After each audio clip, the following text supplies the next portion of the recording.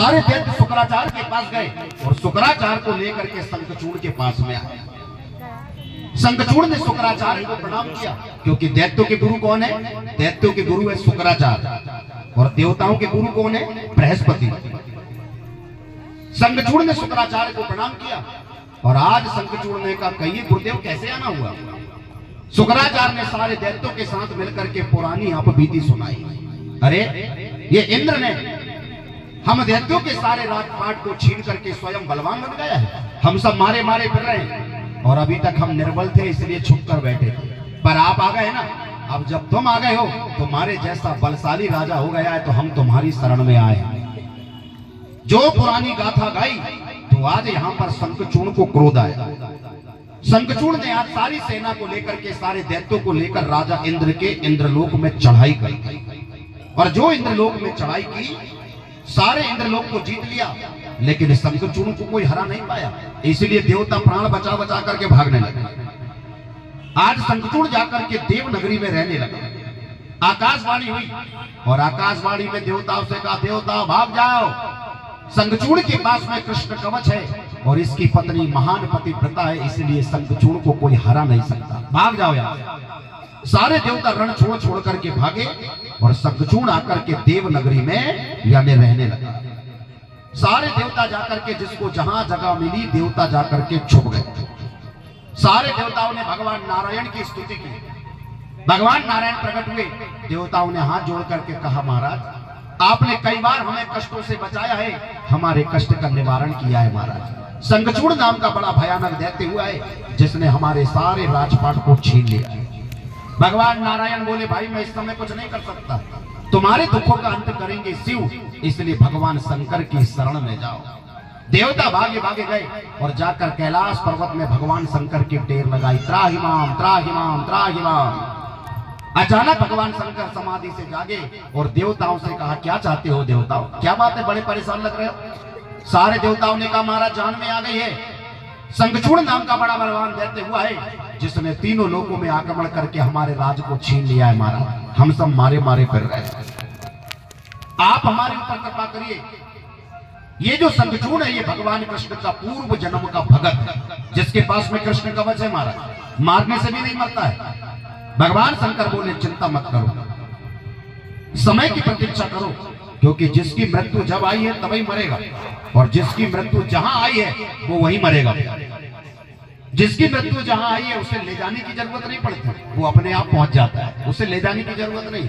और जब मृत्यु आ गई है ना, तो कांच के अंदर भी पैक हो जाओ, कांच की दीवार बना करके भी पैक हो जाओ, तुम्हें कोई बचा नहीं सकता। एक गरुड़ पुराण की कथा में उस दिन पढ़ रहा था, बड़ी प्यारी लगी मुझे कथा, आपको सुनाता हूं। एक तोता, जरा देखिए जिसकी मौत जहां आती वो कैसे पहुंचता है। एक तोता पेड़ में बैठा है, गरुड़ पुराण की कथा है, और जैसे पेड़ में बैठ करके मुस्कुरा रहा है, यमराज निकले वहां से। अचानक पेड़ के नीचे से यमराज गए और जो तोते की आवाज सुने, तो तोता को देखकर यमराज को हंसी आ गई।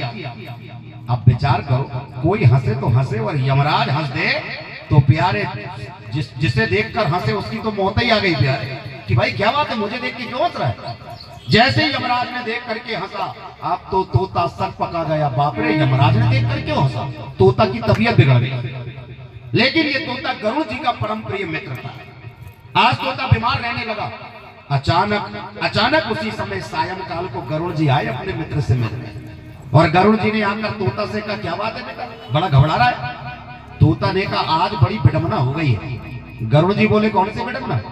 भैया सुबह सुबह पेड़ में बैठे थे, यमराज निकले नीचे से और यमराज ने हमें देखकर हंस दिया है। कोई हंसे तो हंसे, यमराज हंसे तो भाई प्राण तो संकट में पड़ेंगे ही ना। उसी बात को सोचकर मैं बीमार हो गया कि यमराज ने मुझे देखकर क्यों हंसे। आज गरुड़ जी ने कहा, जब तक तेरा मित्र कोई तेरा बाल भी बांका नहीं कर सकता, चल बैठ मेरे ऊपर। गरुड़ जी ने तोता को बैठाया अपनी पीठ में और कहा, तुझे ऐसी जगह छोड़ के आऊंगा कि मौत भी वहां नहीं पहुंचे। अपनी पीठ में बिठाकर 7 समंदर पार टापू में छोड़कर गया, जहां कोई ना जा सके। अब यहाँ तुझे कौन मारेगा, तू आराम से बैठ, तब तक मैं यमराज से मिलकर के आता हूँ कि आखिर तुझे देखकर क्यों हंसे यमराज। तोता बड़े आराम से गुफा में बैठ गया छुपकर, और जैसे ही आज गरुड़ जी गए यमराज से मिलने, यमराज को प्रणाम किया। महाराज एक शिकायत लेके आया हूं। यमराज बोले, बोलो भाई क्या बात है? बोले, महाराज मेरा एक मित्र है तोता, और आज सुबह सुबह वो पेड़ में बैठा था और मैंने सुना है कि आप वहां से निकले तो उसे देखकर आपने हंस दिया। यमराज बोले, अरे भाई मैंने तो इसलिए हंसा था कि आज उस तोते की मृत्यु है, पर जानता उसकी मृत्यु कहाँ लिखी है? उसकी मृत्यु 7 समुंदर पार एक गुफा के अंदर लिखी है। और उसकी मृत्यु में लिखा है कि 7 समंदर पार एक गुफा के अंदर ये तोता पहुंचेगा और बिलैया के द्वारा खा लिया जाएगा। पर मुझे हंसी इसलिए आई कि 7 समंदर पार जाएगा कैसे भाई जी, इसलिए मुझे हंसी आई। गरुड़ जी बोले, बाप रे अभी अभी छोड़ के आया हूं मैं उसे। अब जरा विचार करिए, जिसकी मौत जहां आ जाती है उसे वहां ले जाना नहीं पड़ता, वो खुद ही पहुंच जाता है। आई घड़ी मौत की तो टाले ना टलेगी और माया के दीवाने माया संग ना चलेगी। जब आ गई है तो प्यारे कोई बचा नहीं सकता। जिसकी मृत्यु आई है उसे कोई बचा नहीं सकता और जिसकी आई नहीं है उसे कोई मार नहीं सकता। 2 भुजा से हमरी बने न बिगड़े बात और 4 भुजा रक्षा करे जिसकी दिन और रात। जिसका रखवाला भगवान है उसे कौन मार सकता है। इसलिए भगवान से बड़ा प्रेम किया करो प्यारे, बहुत प्रेम करो भगवान से। भगवान शंकर बोले, अभी इसकी मृत्यु निश्चित नहीं हुई, इसलिए चिंता मत करो, समय की प्रतीक्षा करो। आज यहाँ पर सारे देवता समय की प्रतीक्षा करने लगे। अचानक शंखचूड़ ने आज अपने दैत्य को भेजा भगवान शंकर के पास और भगवान शंकर अपने यानी सैनिक से कहा, जाकर भगवान शंकर से कहना कि हम युद्ध करने के लिए तैयार है पर शरणागति स्वीकार करने को तैयार है। जैसे सैनिक ने जाकर सारी बातें भगवान शंकर से कही, भगवान शंकर ने देवताओं को आदेश दिया कि समझ आए समझे नहीं यही प्रभु की मार, एक काम करो युद्ध की तैयारी कर लो। आज यहाँ पर सारे देवता युद्ध की तैयारी करने लगे और भगवान शंकर जाकर एक बड़ वृक्ष के नीचे बैठे, क्योंकि बड़ का पेड़ जो होता है वो विश्वास का प्रतीक होता है। बट विश्वास अचल निज धर्मा, बड़ का पेड़ विश्वास का रूप होता है। इसलिए आज तक रामचरितमानस पढ़ी, जिसने भी कथा कही बड़ के पेड़ के नीचे कथा कही, क्योंकि बड़ का पेड़ विश्वास का प्रतीक है। विश्वास यानी स्वयं भगवान शंकर का रूप है। भगवान शंकर जाकर बड़ वृक्ष के नीचे बैठ गए।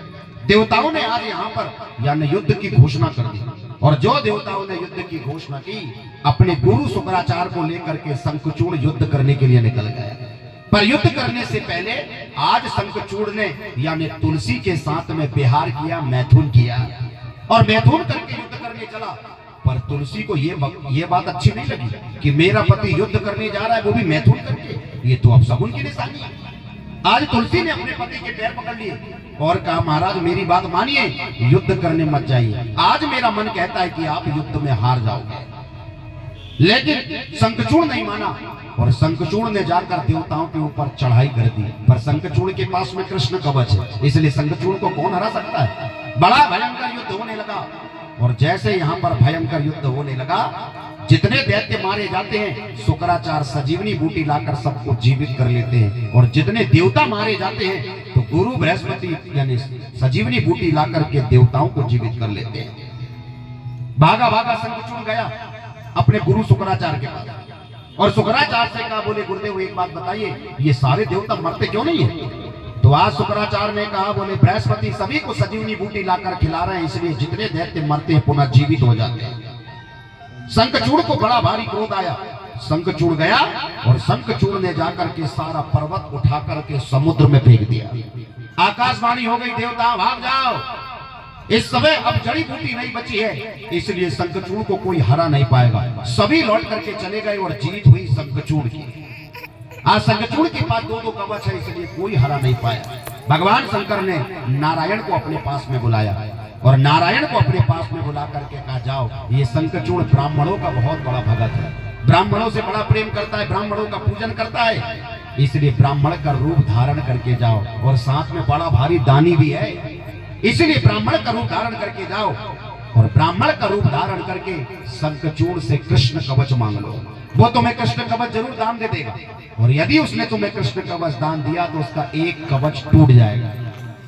भगवान नारायण ने आज यहाँ ब्राह्मण का रूप धारण किए और ब्राह्मण का रूप धारण करके भगवान आज पहुंच गए शंखचूड़ के महल। पीने के लिए पानी मांगा, शंखचूड़ ने पीने के लिए पानी दिया और आज कहा, कहिए ब्राह्मण देवता क्या सेवा करूं। भगवान मुस्कुराए और शंखचूड़ की तरफ देखकर कहा, तुम्हारे गले में जो सुंदर हार दिख रहा है, कवच दिख रहा है, ये मुझे बहुत पसंद आया, देना चाहते हो तो इसे दे दो। शंखचूड़ ने कहा इतनी सी बात।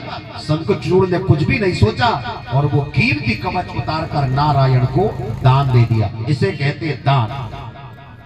ये दान का रूप है प्यारे। आज के लोगों को दान करना नहीं आता। और दान और दक्षिणा में बहुत फर्क होता है। दक्ष का मतलब होता है इच्छा, जो यजमान की इच्छा से दी जाए उसे कहा जाता है दक्षिणा।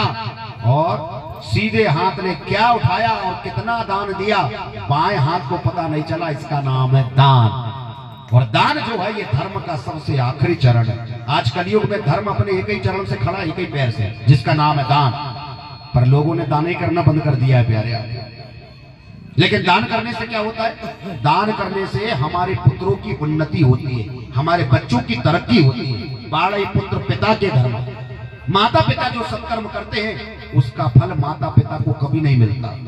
कितने ही कथा सुन लो, कितने जप कर लो, तब कर लो, इसका फल तुम्हें नहीं मिलेगा। कई लोग आते हैं मेरे पास, महाराज इतना पूजन करते हैं फिर भी जैसे के वैसे हैं। अरे तो इसका फल तुम्हें मिलेगा ही नहीं प्यारे। बिना प्रमाण के नहीं कहूंगा।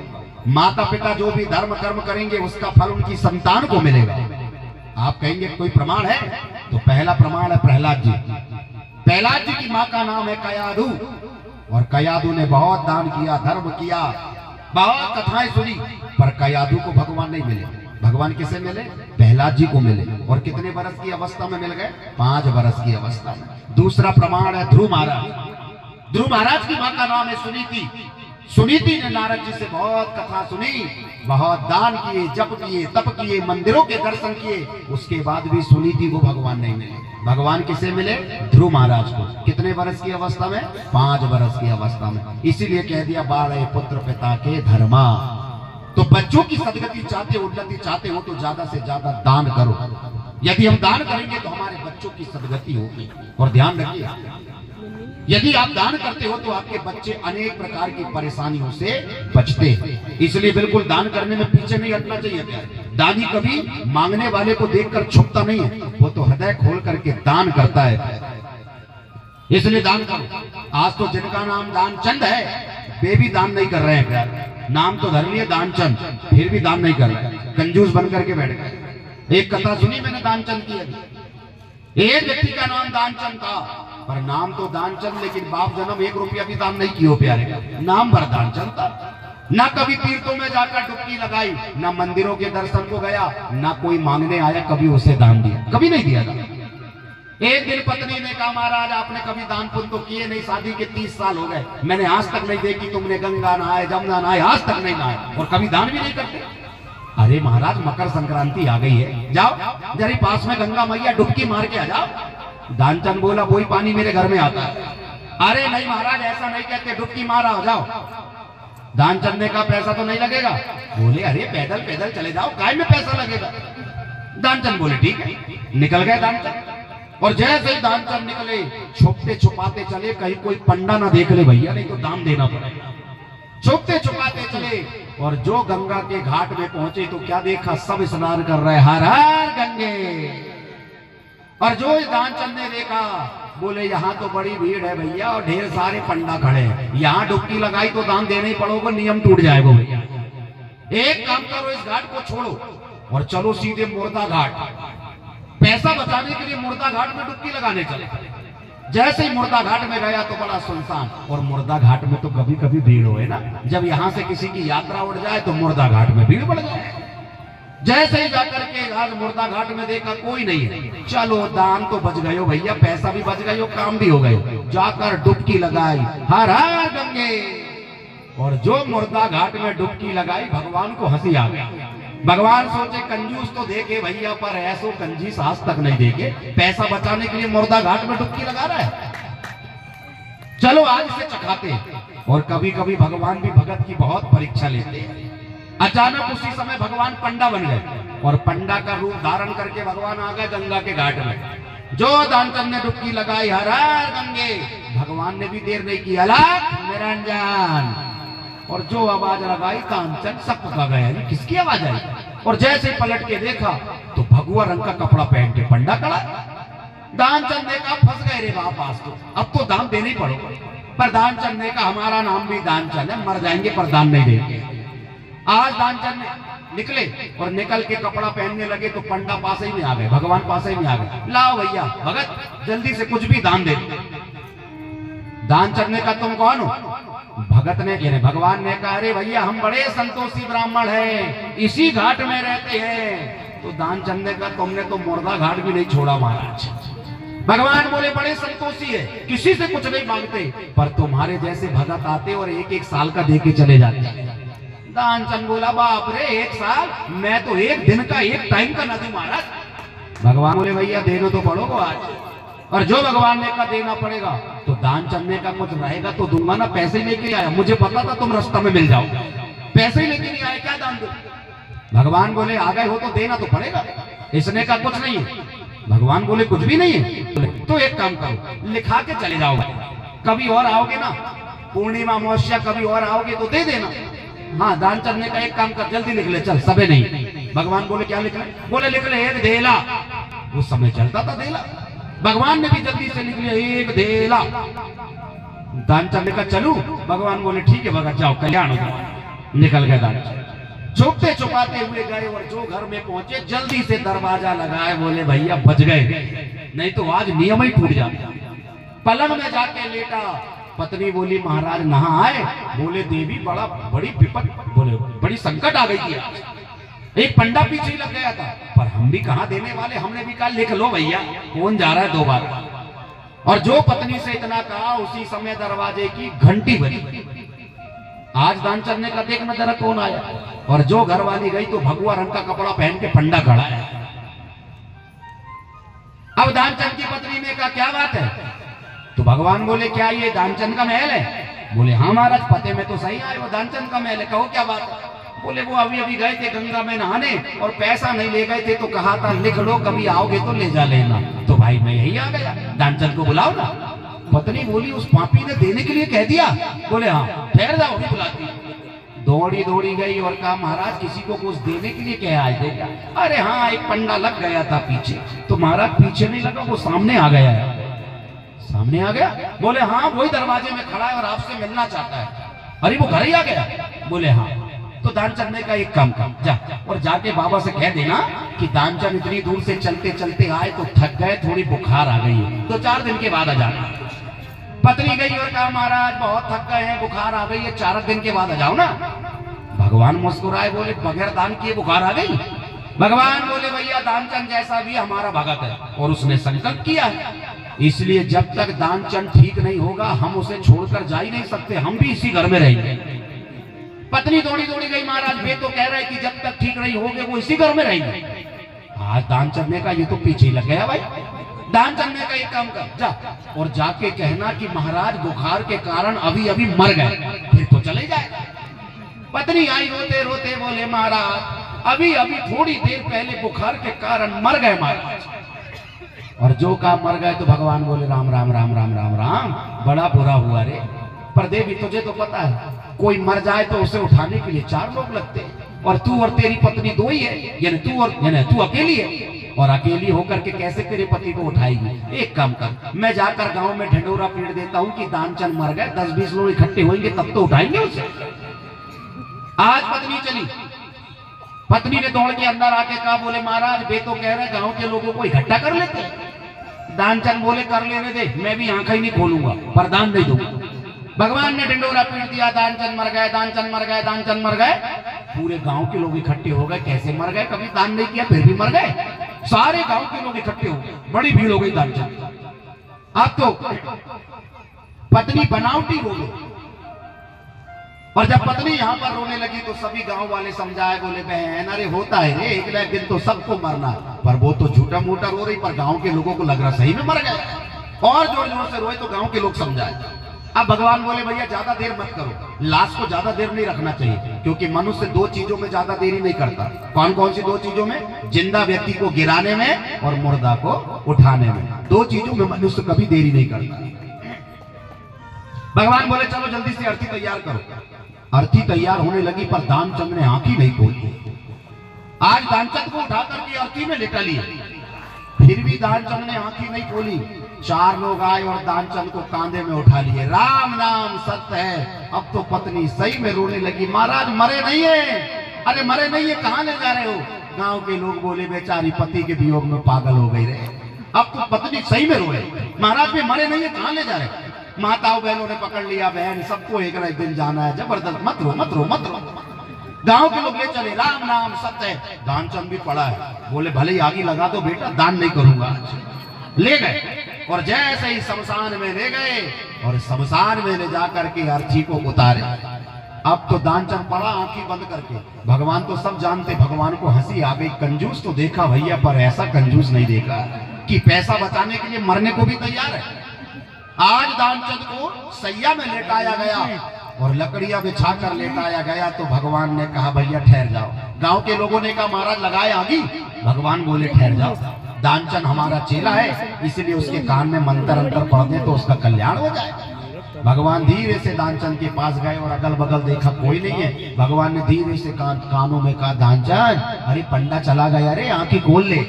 और जो कहा तो दानचंद ने जैसे ही सुना पंडा गया, एक आंख खोल के देखा तो भगवान सामने खड़े, जल्दी से आंखें बंद। अब तो भगवान को हंसी आई कि नहीं बचेगा भैया। गांव के लोग बोले महाराज जलाए। भगवान बोले थोड़ी देर और ठहर जाओ, एक मंत्र और पढ़ लेने। भगवान गए और दानचंद के कानों में कहा दानचंद, आया हूं बैकुंठ से, तुम हित नाता जोड़। अरे दानचंद मैं पंडा नहीं हूं रे, मैं स्वयं विष्णु हूं। मैं तेरी परीक्षा लेने आया था रे, और तेरी परीक्षा जब मैंने ली तो तू तो पास हो गया रे। जो भी मांगना है मांग ले, मुझे मत दे, मुझसे मांग ले। और जो भगवान ने कहा मांग ले, तो दानचंद छट उठ करके बैठा और हाथ जोड़ के कहा महाराज देना है तो एक ही चीज दीजिए। भगवान बोले क्या? तो बोले धेला दीजिए छोड़, जो मैंने देने के लिए कहा था वो वर क्षमा कर दो महाराज, बाकी आपका दिया हुआ सब कुछ है, पर दान नहीं करूंगा महाराज। जिनका नाम दानचंद है आज वे भी दान नहीं कर रहे हैं, लेकिन दान करने से बच्चों की सदगति होती है, इसलिए दिल खोल के दान किया करो प्यारे। और जितना बांटोगे ना उतना खजाने में बढ़ता चला जाएगा, जितना बांटो। पर जोड़ जोड़ के रखते जाओ, और जोड़ जोड़ के रखते जाओगे, उस धन को निकालोगे नहीं। तो जिस प्रकार कुआं में पानी भरते जाओ भरते जाओ भरते जाओ, पर निकालो मत।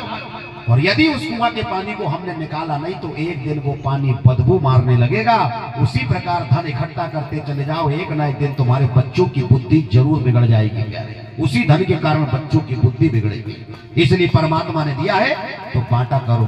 धन की 3 गति आपको मैंने बताई। पहली गति है उपभोग, अपने उपयोग में लाओ, और उपयोग में लाने के बाद बच जाए तो ऐसे धर्म के आयोजन कर दो। और यदि ये 2 कर्म आपने नहीं किए तो धन की तीसरी गति है नाश, वो नाश हो जाएगा। चोर का माल चंडाल खाए और पापी हाथ मलता रह जाए। इसलिए बांटो प्यारे, बांटो। परमात्मा ने हाथ दिए बांटने के लिए, और शरीर का एक एक अंग भगवान ने हमें सत्कर्म करने के लिए दिया है, सारे। इसलिए शरीर से कोई पाप नहीं करना। जरा देखिए कौन सा अंग भगवान ने काहे के लिए दिया है, पर हम भूल गए। हम लोगों को हाथों से धक्का देकर गिरा, जीभ से लोगों को गालियां दे रहे, कानों से निंदा सुन रहे, आंखों से गलत दृश्य देख रहे।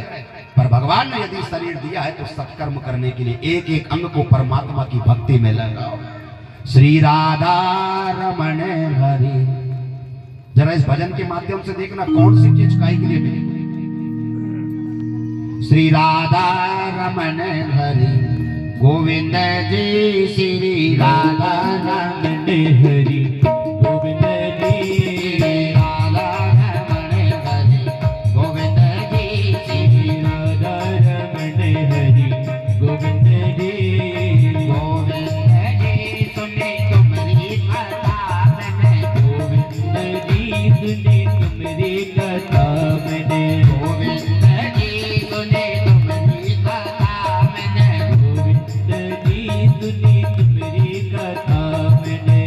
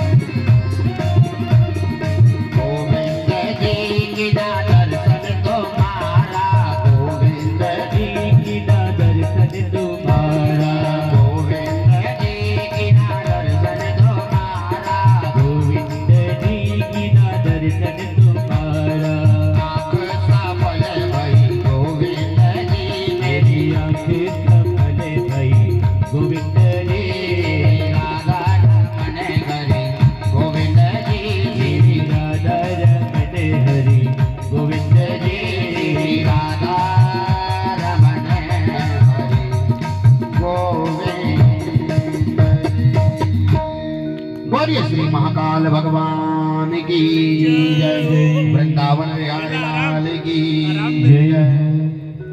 तो आ जाइए अपनी कथा में वापस। आज यहाँ पर नारायण भगवान शंकर के कहने से नारायण शंखचूड़